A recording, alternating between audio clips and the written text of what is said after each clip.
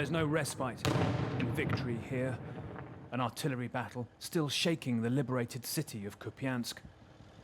This occupation slogan, "We are one people with Russia," seems comic now the Ukrainians have chased the Russians across the bridge and further south. A shell has landed under 100 meters from us. Another swiftly follows. It's unlikely Moscow can retake places lost in the past weeks. So this is about vengeance and spite. This prisoner has claimed to be local, but they think he's a Russian soldier deserting or left behind. What else Moscow left behind is far uglier.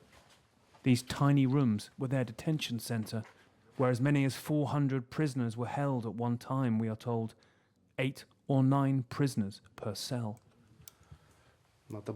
Booby traps now in their place, a warning written next to this room. So he's writing grenade there on the wall, because as they move through these cells, they're finding booby traps left, it seems, by the occupying forces. That one in there, a grenade left under a tray of half-eaten food.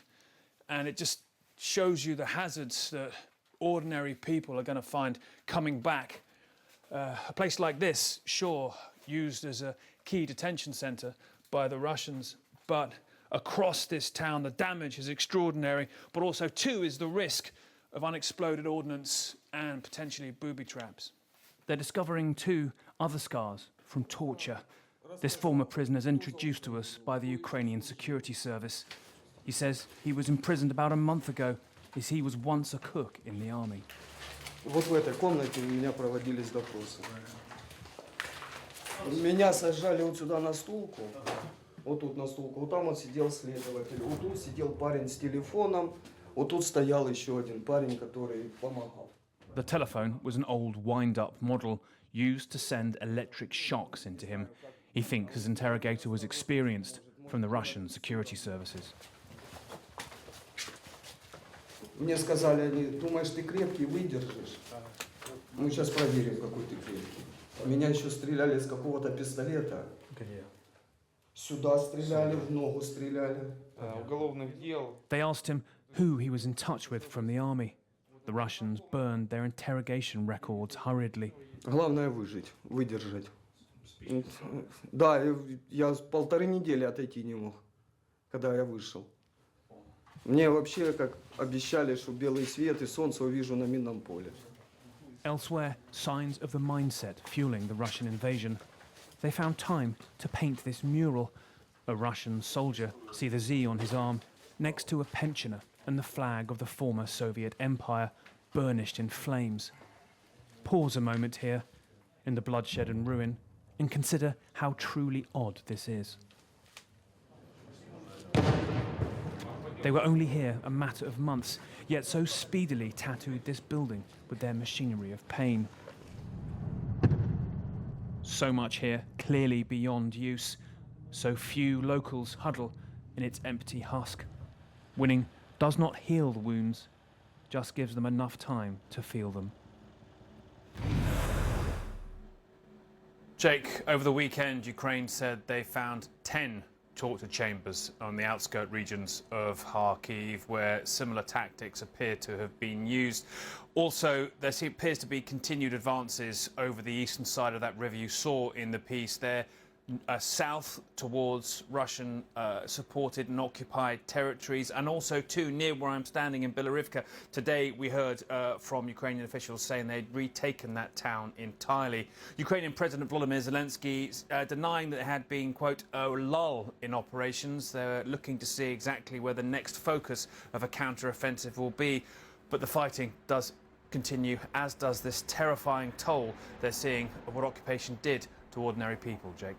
All right, Nick Payton-Walsh in Kramatorsk, Ukraine. Thank you so much. Let's bring in Ukraine's Prosecutor General, Andriy Kostin. Thank you so much for joining us, Prosecutor General. First, what's your reaction to what you just saw in Nick's report? Allegations of torture, torture chambers. Obviously, we've heard about these mass graves. What's your response?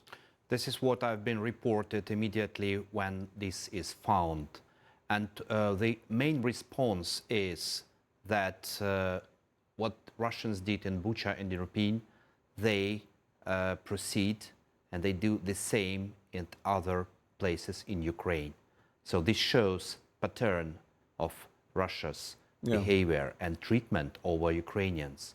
So the same stories, the same how to say it, the same tortures, the same rapes, and the same people killed. Do you have enough resources to investigate and document everything that's going on in your country? Because obviously you have this newly liberated area in the Kharkiv region, and you'll have to have new people to document it and interview people. Do you have everything you need? This is now our priority, not only of the prosecutor's office, but also of law enforcement agencies and investigators. We have organized our work in certain manner. So we have something like 28 investigative groups, which where prosecutor, investigators, police officers, forensics experts are included, and they can work in parallel in different places, because what we saw in Izium is more massive, but the same cases are in different towns and cities of liberated Kharkiv region. So now it's more organized than it was before, because before we were also shocked and it was difficult to construct our work at that time. Now it's more organized, and we also have support from our international partners. Some of our partners are, we are in discussion. They are ready to send additionally their investigators and their experts on the ground to work in Kharkiv region with us. So an official from the European Union is calling for a special international tribunal to investigate the war crimes that the Russians are allegedly committing in Ukraine. Do you think a special international tribunal is the best way to hold Putin and his armed forces accountable? We think it's the only way, since the crime of aggression, which is the mother of all other war crimes, the crimes against humanity committed by Russians in Ukraine. So the crime of aggression could not be prosecuted by the prosecutor Khan, and could not be tried by the International Criminal Court for legal constraints. So the only possible way to punish the crime of aggression is a special tribunal. So I think it's not only the political will of Ukrainian political leadership, it's the will of every Ukrainian, so that people committed the crime of aggression should be punished. I was in Ukraine in April, and I saw firsthand civilian buildings in Zaporizhia that had been shelled. And so I know the Russians regularly lie about this and the crimes they're committing.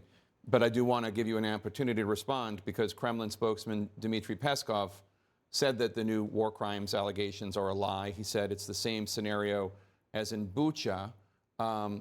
Again, they're lying. I don't believe them. But how do you reach the Russian people, given the fact that the Kremlin is constantly denying the facts on the ground, as are reported by journalists and documentarians who are there seeing the bodies and talking to the victims? First of all, we are very open, and we invited up to 100 journalists from different media, including international media, to come on the ground to Izium and other places in Kharkiv, for them to see the first what really Russian did in Ukraine. The second, I mean, how to capture war criminals. First of all, it's important to note that counteroffensive is a chance to capture more war criminals than we have now at our possession. And we know that some officers were captured. There was an information about general, it's not a general, but lieutenant colonels is the level which we have at the moment, as we primarily understand, so preliminary understand at the moment. But we have a chance, with the support of our friends and allies, especially military support, to liberate the southern part of Ukraine. We are ready for this, and our troops, their morale is very high. They are ready to go.